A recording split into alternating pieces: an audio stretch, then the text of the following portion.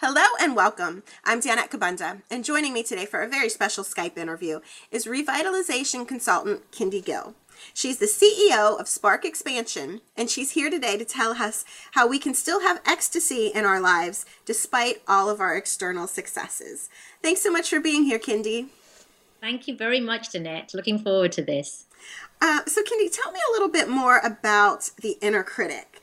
Who is he, and why do we have him? The inner critic is that very special voice inside our head. It's the voice inside our head that won't part company and stays with us. And unfortunately, the voice tends to get programmed as a result of our early childhood experiences. And people don't understand that when they're afraid of something and they're afraid, they often thrust their fear onto their children, or society will, or teachers will, or anybody that's actually trying to conform and get a certain message across. And so they don't understand that children are not in that space of knowing that they're special, they're unique, they're perfect, they're in their innocence, they've come in a beautiful state and they should stay that way. Instead, children begin to get programmed and told this is not right, that's not right, etc., against somebody else's ideals. And unfortunately, the voice inside our head begins to develop and becomes noisier and noisier as we get older. That's so interesting. And, you know, while the inner critic focuses on the negatives, a lot of time when you think of the word no, you also think of that as a negative, but you have a unique perspective on that. Tell me about the power of no. That's right. The word no, I mean, if you're hearing the word no and you're going off into the world with an inspired idea, you may stop in your tracks and say, well, I must be wrong, or I may be making a mistake here, or I better stop, I might not do this, or it could be a limitation to you. And often for many people, it becomes exactly that. But obviously, everything has a flip side too.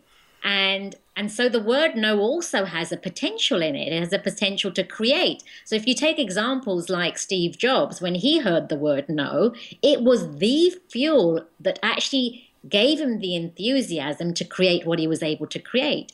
And you also, like the Wright brothers, when they got told no, nothing could actually fly in the sky, that certainly didn't stop them either. It also was the fuel that helped them to create such a hugely important invention. So that's the power of the word no. It has the creative aspect in it too. I love looking at it from that perspective. That's great. How do emotions play into all of this? Emotions come from that space of the world of no. Because often people try to control another, manipulate, bully, pass judgment on them. They think they know better, etc. And so what happens is in life, when you come across a circumstance that doesn't feel right for you, then you get triggered. And you get triggered into a response.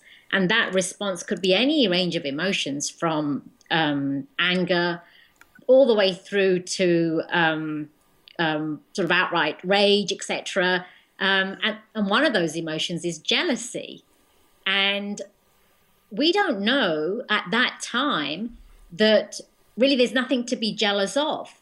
Because if somebody has something that you don't have, because we're not trained or we don't even understand that inside us is a gift, a very special gift, and that gift needs to be lived, and it's unique to you, and without it, the world is going to be less, and that's where your dignity lies. Because we don't actually have that understanding, that emotion of jealousy remains. So it can be transformed. And that transformation leads you to a greater purpose. The transformation leads you to a greater purpose, and every emotion, every animalistic trait that we have like that is destined to be transformed, and that's why it exists in the first place. So instead of actually looking at an emotion in a negative way, we can look at it as an opportunity for growth. Because as we transform those traits, then the true magic begins to unfold. I love that. I love how much hope you're giving everybody. And I understand there's a 74-minute process that can help anyone learn these transformation techniques. That's right. I've been using a tool called the Self-Healing Dalian Method since 2008. And that is what I present in my workshops, because it is the magic key to help transform your inner voice from a positive from a negative into a positive. It's the key to transforming these emotions from their sort of natural state into total joy, into total love, in total unconditional support.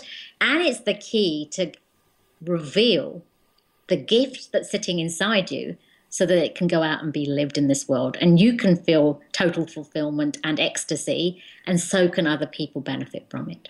Oh, so great. Thank you so much, Kindy. To learn more about Kindy, the Dalian Method she mentioned, and any of her other projects, please visit her websites at kindygill.com or sparkexpansion.com. Thanks again. Thank you very much, Danette.